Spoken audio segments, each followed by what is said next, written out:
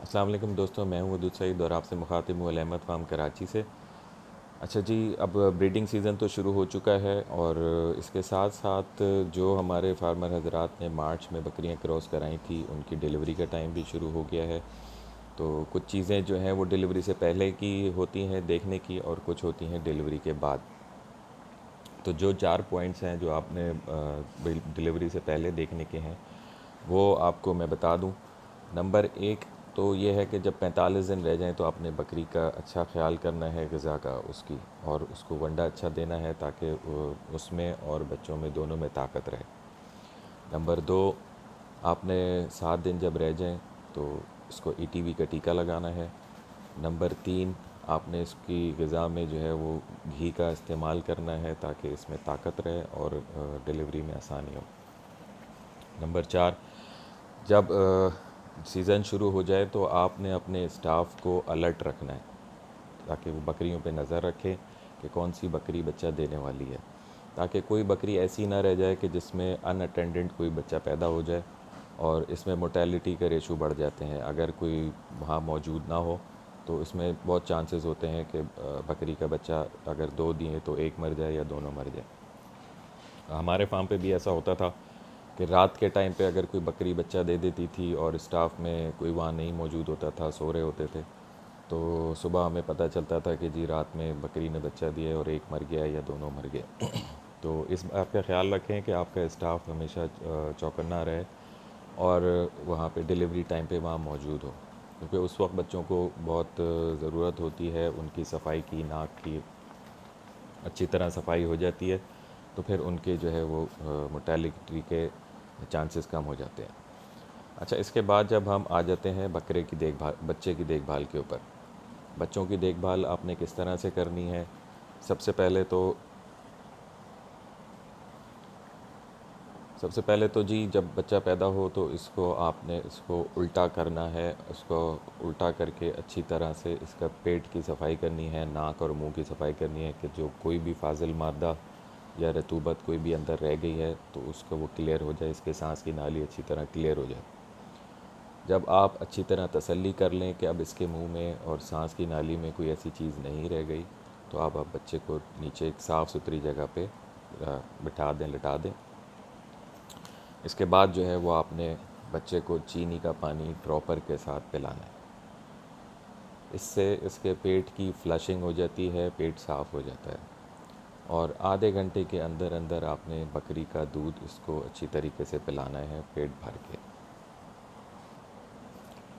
अच्छा जी, नंबर 3 जो है वो आपने बच्चे को साफ़ सुथरी जगह पे रखना है और कोई मिट्टी और गंद वहाँ पे मौजूद ना हो, और 7 दिन तक बकरी को और बच्चे को साथ में छोड़ना है।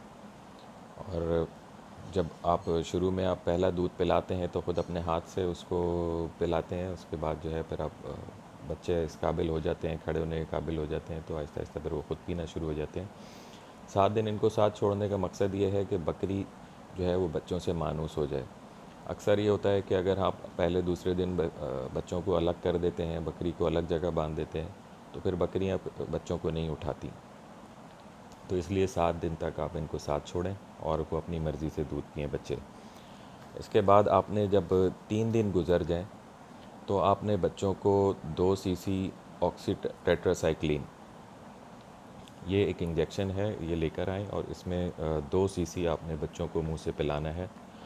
ये इसका फ़ायदा ये होता है कि ये पॉजिटिव और नेगेटिव बैक्टीरिया के ख़िलाफ़ अच्छी मुदाफ़ियत पैदा करता है, और जो बच्चे गंद खा लेते हैं, ये मतलब मिट्टी वगैरह खा लेते हैं तो उससे उनकी क़ुव्वत मुदाफ़ियत मुतासर होती है, तो ये दवाई उसके ख़िलाफ़ अच्छा अमल साबित करती है।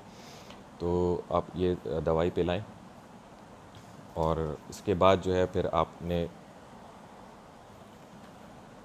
24 घंटे बाद बकरी की डिवॉर्मिंग करनी है ताकि इसके पेट के जो कीड़े अगर हैं इसमें तो साफ़ हो जाए, और उसके 10 घंटे बाद यानी कि 36 घंटे बाद आपने इसको बाजरे और गुड़ का दलिया पिलाना है। इसको बनाते इस तरीके से हैं कि आप पानी 1 लीटर पानी लें और उसमें एक एक पाव आपने गुड़ और बाजरा डाला, और पानी जब सूखने लगता है, जब दलिए की शक्ल इख्तियार कर लेता है तो उस वक्त आप इसको ठंडा कर लें और बकरी को खिलाएं। इससे भी इस पे जो है वो दूध में बढ़ोतरी हो जाती है और अंदर पेट की सफाई हो जाती है, जीर वगैरह फेंक देती है। तो ये भी फ़ायदेमंद चीज़ है, ताकतवर चीज़ है। फिर उसके बाद आपने जो है वो डिवॉर्मिंग कर दी और इसको ये गुड़ और बाजरे का दलिया खिला दिया। इसके बाद आपने जो है वो 1 हफ़्ते बाद बच्चे को ईटीवी का टीका लगाना है। बच्चे को ईटीवी का टीका लगाने के बाद फिर आपने जो है, जब 1 हफ़्ते का बच्चा हो गया है तो अब आपने माँ से इसको अलहदा बांधना है। माँ को अलहदा करें, बच्चे को अलहदा करें और इसको अब आप 8-8 घंटे के वक्फे से इसको दूध पिलाएं। और दूध पिलाने के बाद आप इनको ग्राइप वाटर पिलाएं 5 सीसी, ताकि इनका दूध अच्छी तरह हज़म हो जाए और अगले 8 घंटे में इसका दूध हज़म हो जाए और अच्छी तरह से अगला दूध पी सके वो। ये अमल 1 हफ़्ता जारी रहेगा। जब बच्चे 2 हफ़्ते के हो जाते हैं, यानी 15वें दिन से फिर आपने बच्चों को 3 दिन में जो है वो 2 टाइम दूध पिलाना है। इसमें सुबह और शाम, तब 12-12 घंटे के वक्फे से फिर आपने इनको दूध पिलाना है, जब ये 15 दिन के हो जाएं। और बच्चे जब 1 हफ़्ते के हो जाएं तो इनके आगे आप पानी रखें और वंडा रखें, ताकि वो खाना शुरू करें। इस तरह से उनका रूमेन डेवलप हो जाता है और उनमें क़ुव्वत मुदाफ़ियत बढ़ जाती है, ताकत बढ़ जाती है। जब वो बच्चे आहिस्ता आहिस्ता खाना शुरू कर देते हैं, तो जो बच्चों को वंडा देना है वो मेरे चैनल पे मौजूद है, वो भी आप देख सकते हैं। नहीं तो और इसमें और आसान तरीका ये भी है कि आप चने का छिलका और चोकर, ये दोनों चीज़ें लें, इसको मिक्स करें, इसके ऊपर गुड़ और गुड़ का और तेल को पकाते हैं। वो भी अब तरीका आया हुआ है मेरे चैनल पे, उसको आप देख लें किस तरीके से गुड़ और शीरे को पकाते हैं। वो उसके ऊपर थोड़ा सा छिड़क के इसको खिलाएं। नरम और थोड़ा सा ऑयली इसलिए खिलाते हैं ताकि इसको अंदर इसमें अफारे का चांसेस ख़त्म हो जाए। जब बच्चे 25 दिन के हो जाएं तो इनको सल्फाडिमाइडिन का कोर्स कराएं। तो कोर्स इस तरीके से होता है कि 5 सीसी सल्फाडिमाइडिन, 5 सीसी पानी, 5 दिन सुबह के वक्त आपने इनको पिलाना है। इससे इनका जो है वो इससे कॉक्सीडिया का अटैक नहीं होता इनके ऊपर। कॉक्सीडिया एक ऐसी बीमारी है कि अगर ये अटैक कर दे तो फिर ये बच्चे फिर नहीं संभलते।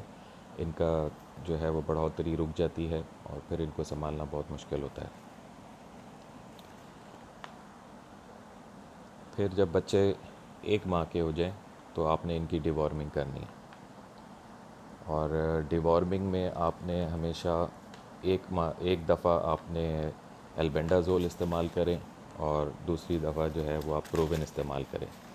मतलब कोई भी 2 अलग अलग सॉल्ट इस्तेमाल करें, रेगुलरली एक सॉल्ट यूज़ ना करें, उससे पेट के कीड़े जो है आदी हो जाते हैं, क़ुव्वत मुदाफ़ियत उनमें पैदा हो जाती है, फिर वो दवाई असर नहीं करती।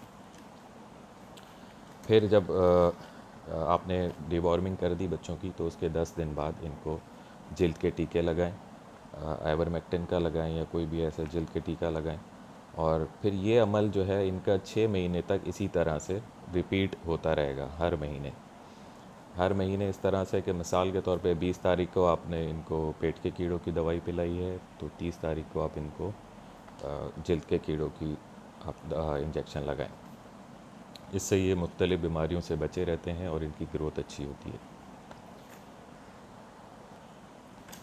और इसका सबसे आखिरी पॉइंट ये है कि जब आपके बच्चे माशाल्लाह 3 महीने के हो जाएं तो फिर आप इनको पीपीआर करें और फिर बाकी जिस तरीके से आप इनकी देखभाल कर रहे हैं उसी तरीके से आप इसको देखभाल करें। और आज के लिए इतना ही। इंशाल्लाह उम्मीद है कि आपको ये मालूमात आपके लिए फ़ायदेमंद होगी। दुआओं में याद रखिए। अल्लाह हाफ़िज़।